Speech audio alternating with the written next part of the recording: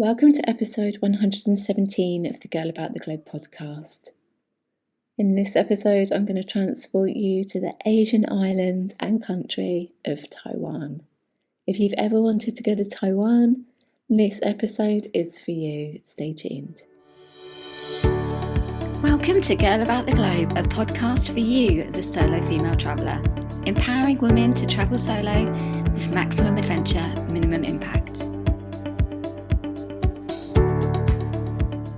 I personally think that Taiwan is such an underrated country and a hidden gem in Asia.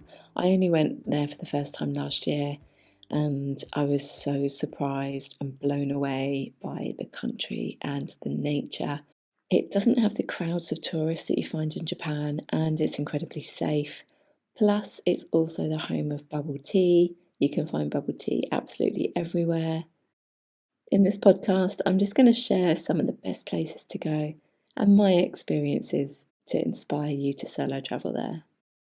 One interesting fact about Taiwan is that it's ranked as the second safest country in the world behind Japan.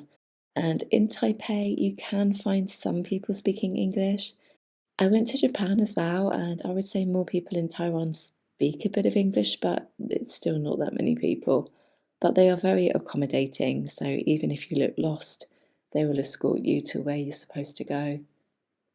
And from my own personal experience, being in Taiwan feels really comfortable because nobody stares at you.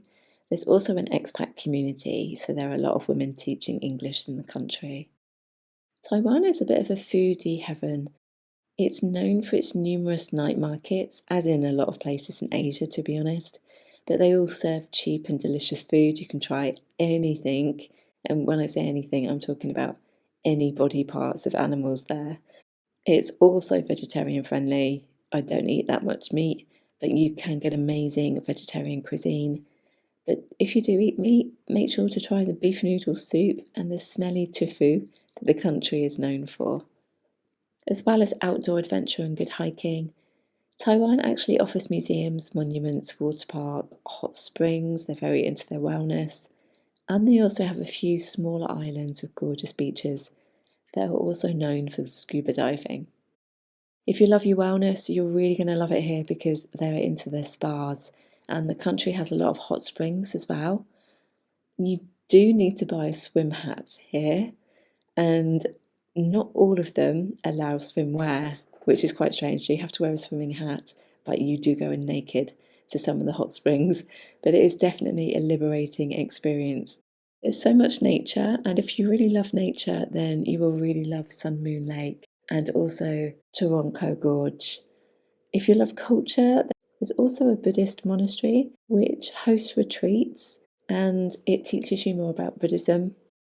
Obviously, when you start your trip in Taiwan, you're going to be starting in Taipei, which is the capital of Taiwan.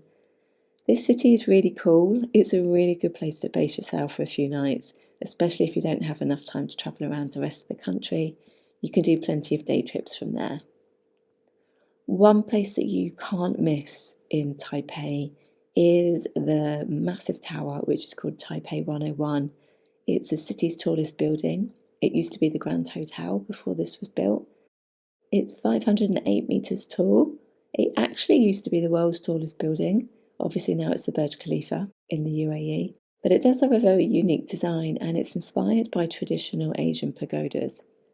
Make sure that you do what I did and head up to the observatory to enjoy the panoramic views of the city.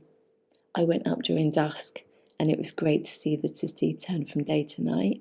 My tip here, if you're on a day tour, which I was, the company may drop you at Taipei 101 after the tour, so just check with them before because some of the companies do drop you there. There's a modern district called Xingyi where you'll find upscale shopping malls, nightlife, and a dynamic dining scene. If you're interested in history and culture, make sure to explore the indigenous cultures of Taiwan at the Xingyi Museum of Formosan Aborigines. The National Palace Museum is also great to go to. It's a treasure trove of ancient Chinese artifacts that take you on a journey through Chinese history and culture. The exhibits include priceless artworks, ceramics, calligraphy, and historical treasures. And then nearby, there's the Chiang Kai-shek Memorial Hall, which stands as a tribute to the country's former leader. If you love nature, you should definitely venture to Yangmingshan National Park, where you'll find lots of hiking trails amongst lush landscapes and sulphur hot springs. Don't miss the opportunity to witness the changing of the guards at the Sun Yat-sen Memorial Hall, which is a tribute to the founding father of the Republic of China. Songshan Cultural and Creative Park is a beautiful restored tobacco factory, which has kind of turned into a creative hub in Taipei. It hosts a range of exhibitions, events, and cultural activities, making it a hotspot for art and design enthusiasts. You can stroll through its historic architecture, art galleries, and craft shops, and immerse yourself in Taipei's vibrant creative scene. It's super nice and very arty. It's also fine to explore Taipei at night. I walked around at night time and I felt very safe. Because the city is known for its bustling night markets, Shilin Night Market is actually one of the best. And here you can taste a wide array of Taiwanese street food. You can shop for local goods. You can even have a massage.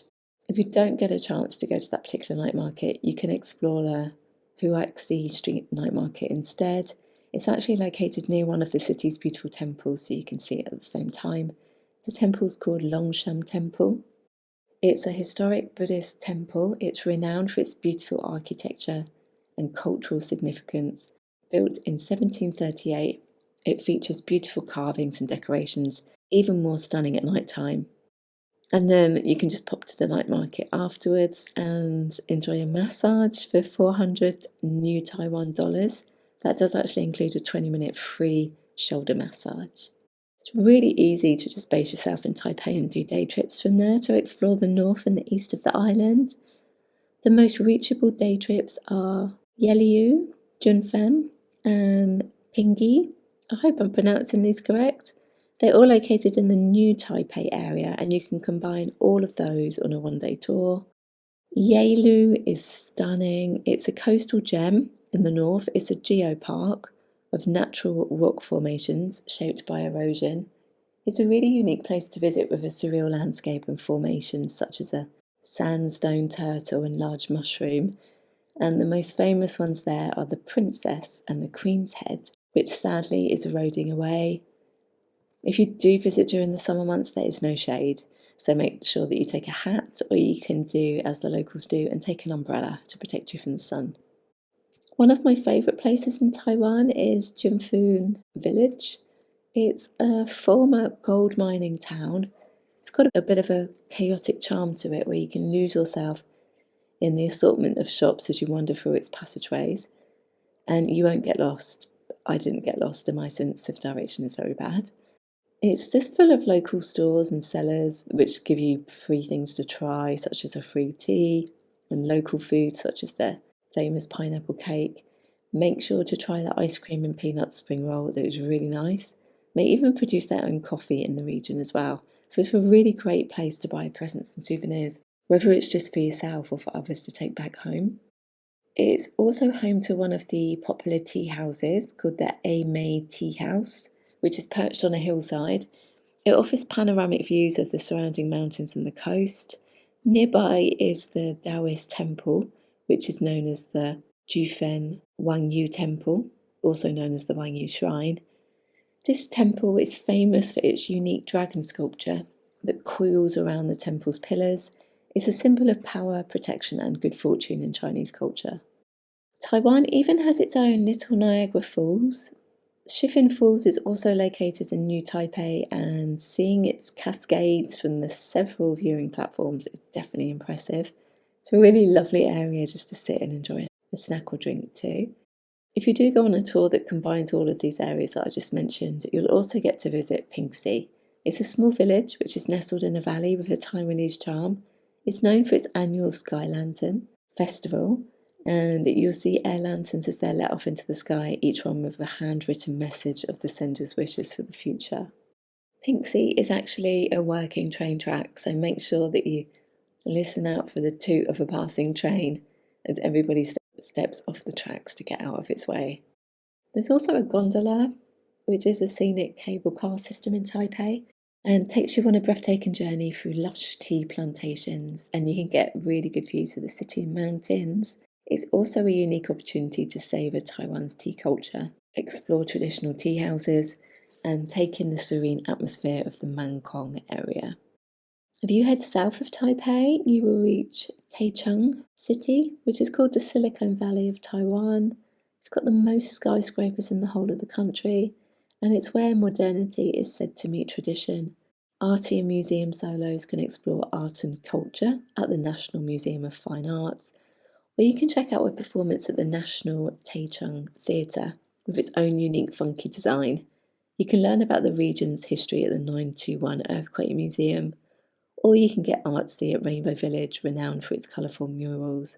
There's also a vibrant artwork of a retired soldier, which features diverse scenes and characters. He saved the village from demolition and instead turned it into a popular tourist spot.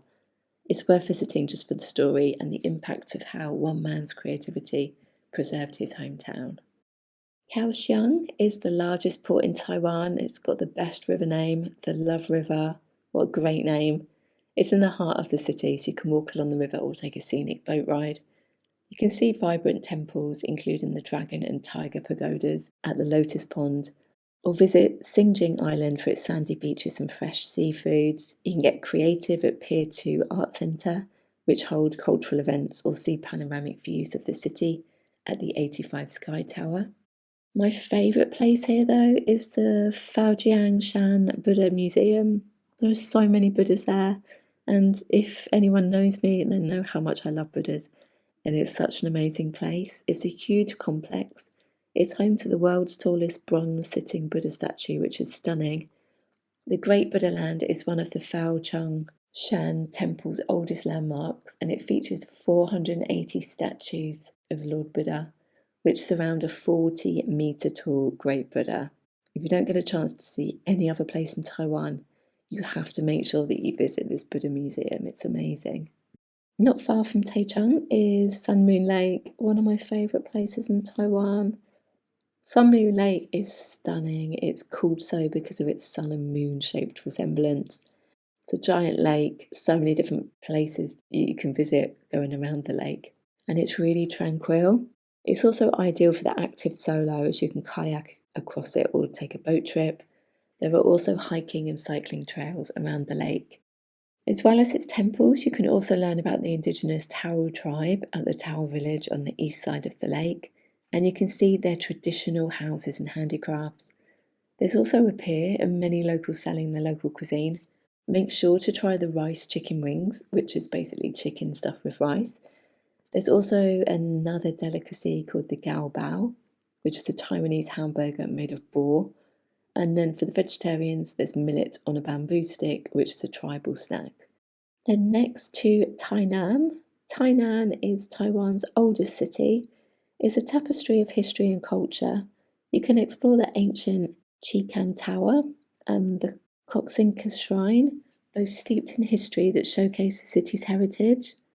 The Amping Old Fort provides a good insight into Taiwan's colonial past, and then there's also the Confucius Temple, which is one of Taiwan's oldest. The Chikan Tower and the Coxinga Shrine are steeped in history, and they showcase the city's cultural heritage. The Old Fort sheds light on Taiwan's colonial past, and the Confucius Temple exudes tranquility and tradition. There's also a vibrant street market here as well, which is great for foodies. Make sure to visit the flower night market when you're there too. Then down to the south, and located in southern Taiwan, is Kenting National Park.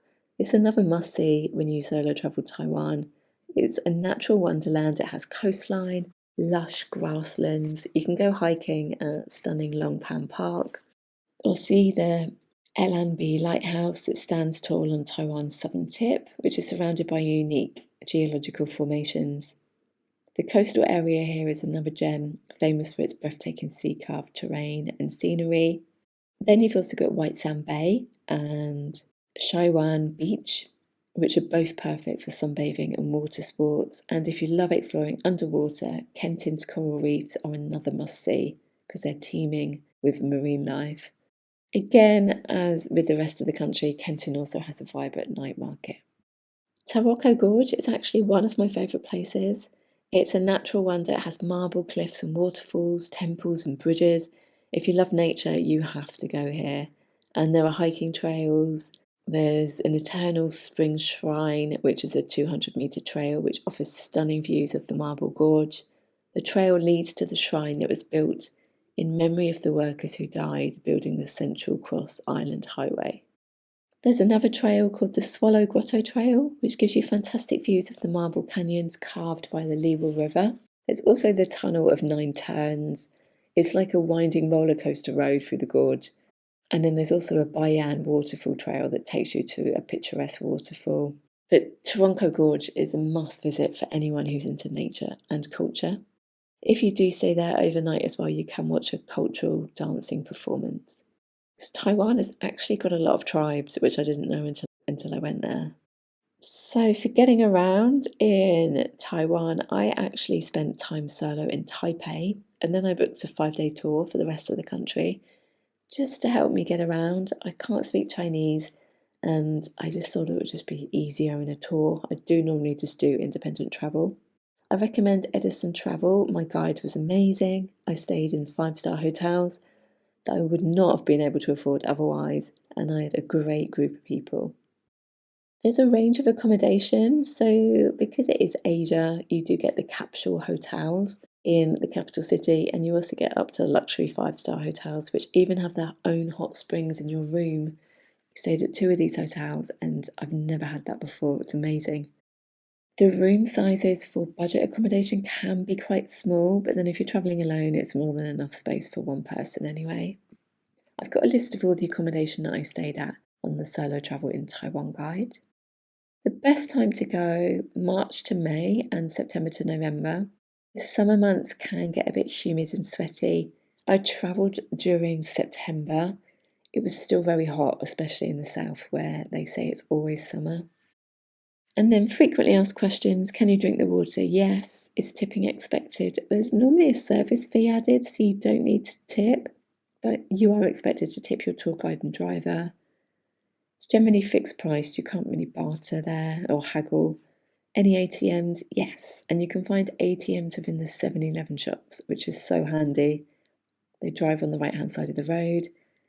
They're really good for vegetarians and vegans. They have a lot of places there. What I really love about Taiwan is that when you travel around the country and you stop off at the service stations, they have such a wide range of food and different cuisine that you can have, and you get bubble tea everywhere. So that's my very short guide on Taiwan and the best places that I recommend for solo female travellers. I hope I've inspired you to go to this amazing country.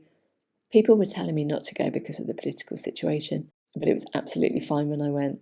So if you haven't thought about going to Taiwan, then please research it because it's such a hidden gem in Asia and you will love it. And if you want to find out more details on how to plan a solo trip here, I have a guide called Solo Travel in Taiwan on the Girl About the Globe blog that I will link to, and I will be back next week. In the meantime, safe travels. Thanks for listening to our Girl About the Globe podcast, making solo travel easier for you. Find everything that you need for your solo travels at girlabouttheglobe.com, and don't forget to subscribe so you don't miss an episode.